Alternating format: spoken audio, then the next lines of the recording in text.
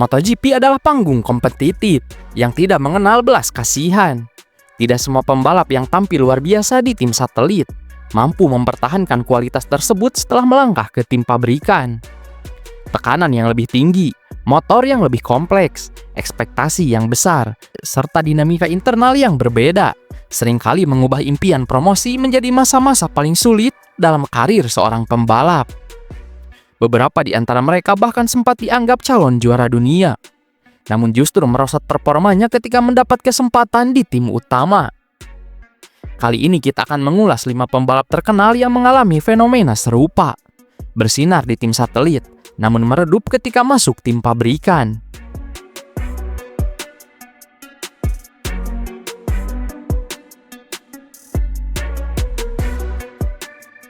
Franco Morbidelli adalah contoh paling mencolok dari era MotoGP modern.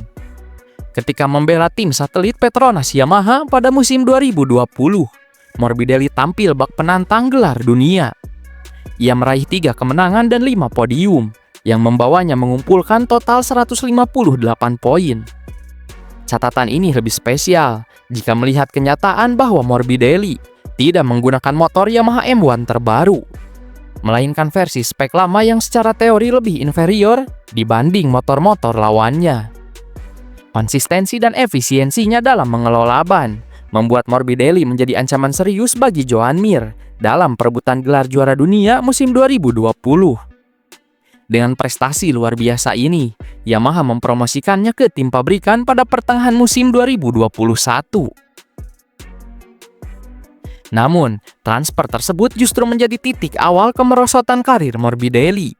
Saat mengenakan seragam Monster Energy Yamaha, ia seperti kehilangan seluruh kepercayaan dirinya.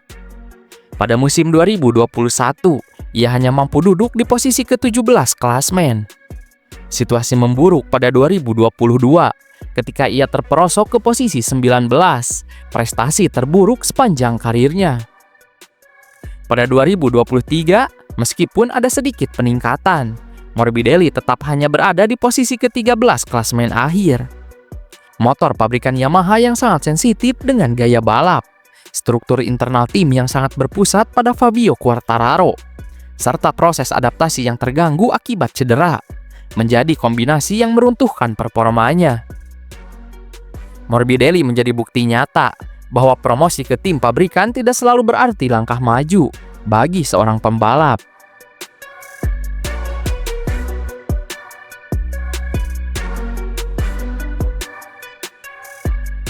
Nama Enea Bastianini pertama kali mencuri perhatian publik MotoGP ketika debut pada musim 2021 bersama Avintia Sponsorama.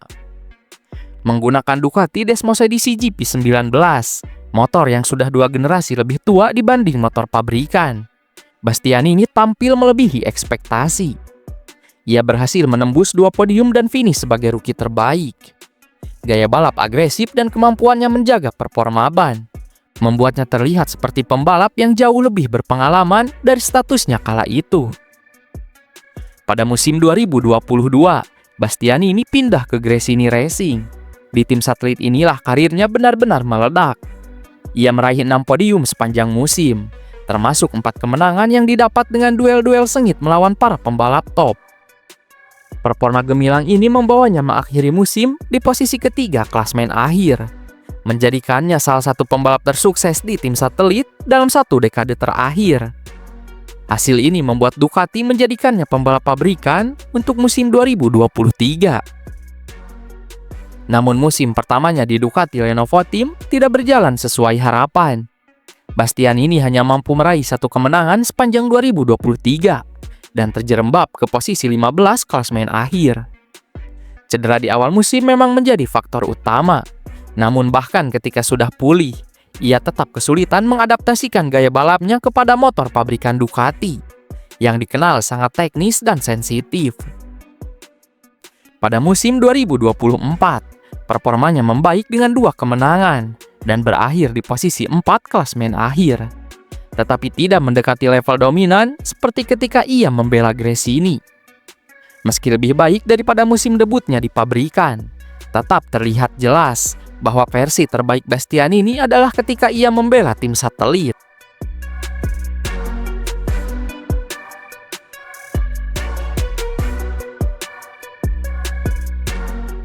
Marco Melandri adalah salah satu pembalap Italia dengan bakat besar dan pernah digadang-gadang sebagai calon juara dunia.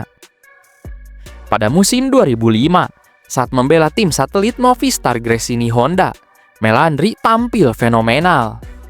Ia menutup musim dengan 7 podium, 2 kemenangan, dan mengamankan posisi runner-up di klasmen akhir. Hanya kalah dari Valentino Rossi yang kala itu sedang mendominasi MotoGP.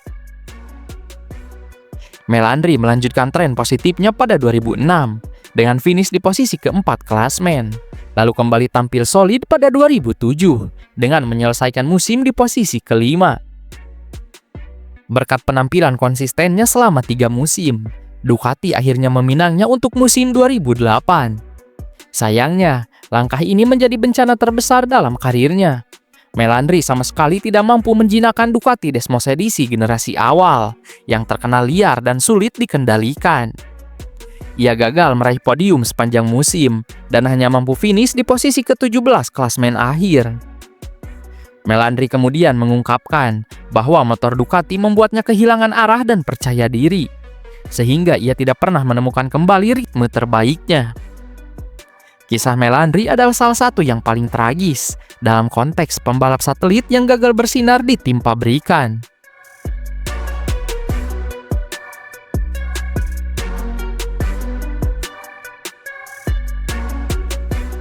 Sete Gibernau merupakan salah satu rival terbesar Valentino Rossi pada era awal MotoGP modern.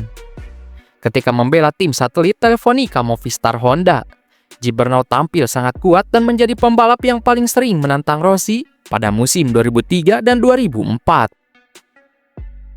Pada kedua musim tersebut, Gibernau berhasil menjadi runner-up MotoGP dan dianggap sebagai pembalap tercepat selain Rossi dalam periode tersebut.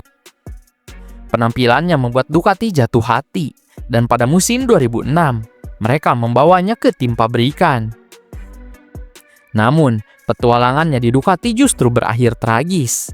Gibernau gagal total karena tidak mampu menyesuaikan gaya balapnya dengan karakter motor Ducati yang liar dan agresif. Ia tidak meraih kemenangan maupun podium sepanjang 2006 dan hanya berada di posisi ke-13 klasmen akhir. Cedera dan tekanan internal semakin membuat situasi memburuk. Setelah musim tersebut, karirnya perlahan memudar dan ia tidak pernah kembali menjadi penantang gelar seperti sebelumnya.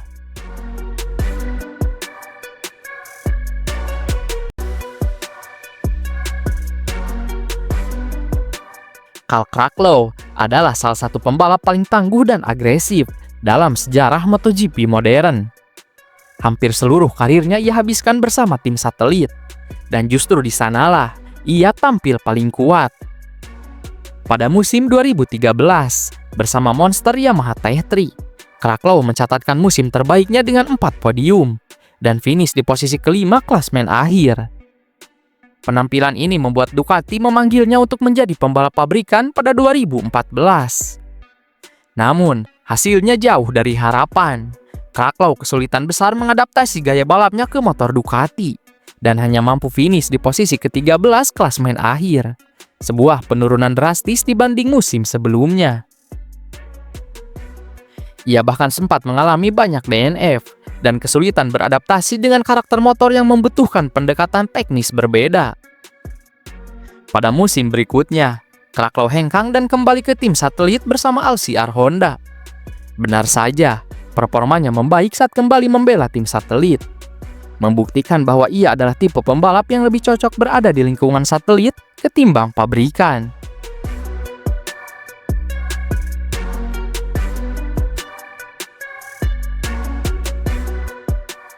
Dari kisah di atas, tampak jelas bahwa perpindahan dari tim satelit ke tim pabrikan tidak selalu membawa hasil positif. Franco Morbidelli, Enea Bastianini, Marco Melandri, Sete Gibernau, dan Cal Crutchlow sama-sama mengalami penurunan performa signifikan setelah mendapat kesempatan membela tim pabrikan. Motor yang lebih rumit, tuntutan teknis yang tinggi, ekspektasi besar dari pabrikan, serta tekanan mental menjadi kombinasi yang tidak selalu cocok dengan semua pembalap. Justru dalam banyak kasus, pembalap lebih mampu menampilkan versi terbaik mereka ketika berada di lingkungan yang lebih sederhana dan stabil seperti tim satelit.